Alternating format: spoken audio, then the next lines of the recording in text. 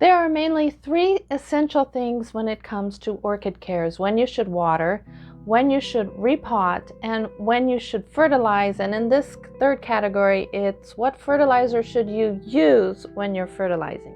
So let's look at those very quickly one by one.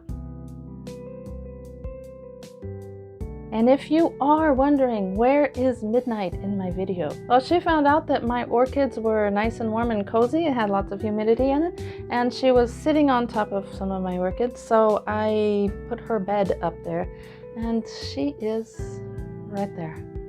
That's where Midnight is. So let's look at those very quickly one by one.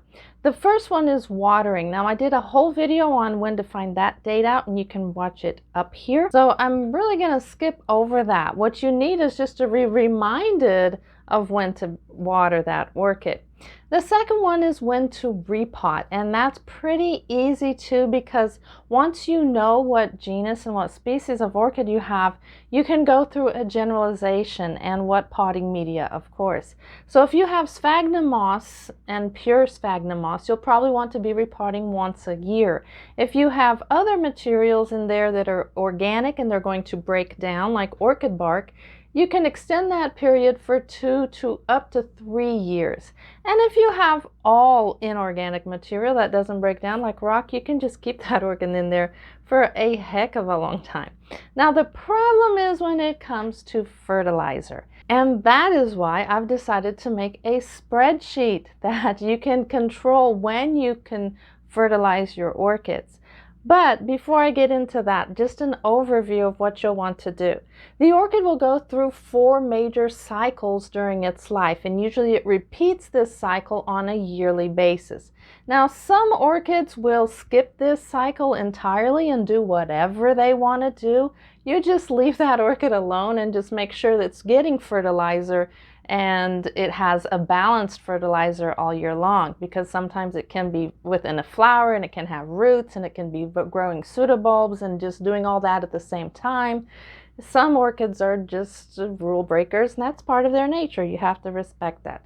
Most orchids, though, will have a cycle of when you should fertilize, when you should stop fertilizing, when you should increase fertilizer, and what fertilizer to increase.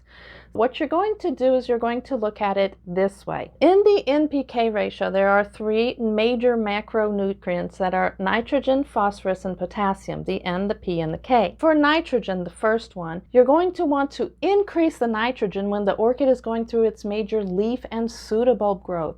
So when you see that, you're going to want to provide more nitrogen to your orchid. When you see the roots starting to grow, you want to increase the potassium in your orchids.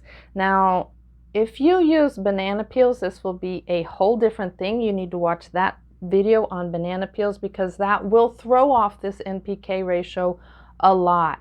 So throw out the banana peels, don't use those, and just keep with the NPK. The third one is when you see a flower spike starting to form. That indicates it is entering the third phase, which is the inflorescence phase, where it's going to work on pollination, it's going to work on seeds, it's going to work on the blossom, it's going to work on attracting a pollinator. Everything that we usually focus just on a flower, the orchid is focusing on pollination. Those are the 3. Some orchids have a 4th phase, which is dormancy, where you're going to cut out all fertilizer altogether. You don't need to fertilize your orchid then. So it gets kind of confusing. When should you fertilize? What should you do? How should you do this? The ideal thing is if you wrote out all this on a piece of paper and had the orchid with the dates that it started growing root, that it started growing a leaf, that it started putting out a flower spike, and when it went into dormancy. When you have those dates, 1 month before, you're going to start to increase. For example, when it started putting out new roots, you're going to want to increase the potassium 1 month before that phase. When it started putting out leaves and pseudobulbs, you're going to want to increase the nitrogen 1 month before that. That's why it's good to have, and when it put out the flower spike, you're going to want to increase the phosphorus 1 month before that date. So that's how it's important to have these things written out. So I have two solutions for you, and you can pick which one works for you. One's free, one's not. When I wrote my book, Orchid Journey, it has all that written in the fertilization part of the guide, and I go through how you can write down your date and keep note of your orchids in here, when you should fertilize, when you should not fertilize, and that's in here.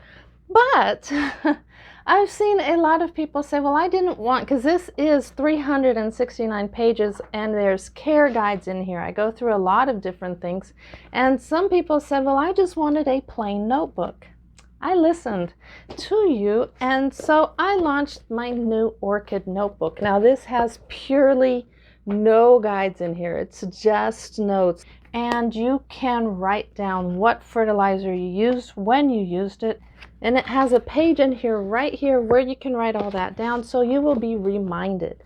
Now this one is on Amazon. You can click the link below to get it. And the other solution I have for you, which is free, is one that I've been working on for so long, and I am so excited to finally get it done. It's the Excel worksheet, and you can see that at this address down here. You type in www.orchideria.com/Excel, and that's with one L, -orchid-tracker. And that will go to a page on my website where you can download the Excel sheet for free. And it has everything in there that what I just said. You can input the data. On that page, I have another video, a completely different video, explaining all the step-by-steps of how to fill it out, what format to use. The good thing also is that you have a Windows or you have a Mac. Yes, they work on both. I've tried to make the program accessible to the earliest dates possible. So if you have a 2003 forward, this should work, an Excel program. If you have one that is earlier than that, you can try, but some of the formulas might not work properly. So go over there to that website, and that's why today I'm not going to put a page for you to link to, like I always do on the two videos over here. But please go over there, download it, leave a comment. I know this video was short, but I wanted to keep it short so that you could go over there and get your Excel tracker. Thank you so much for watching, and I wish you all the best in your orchid care, and happy cultivating.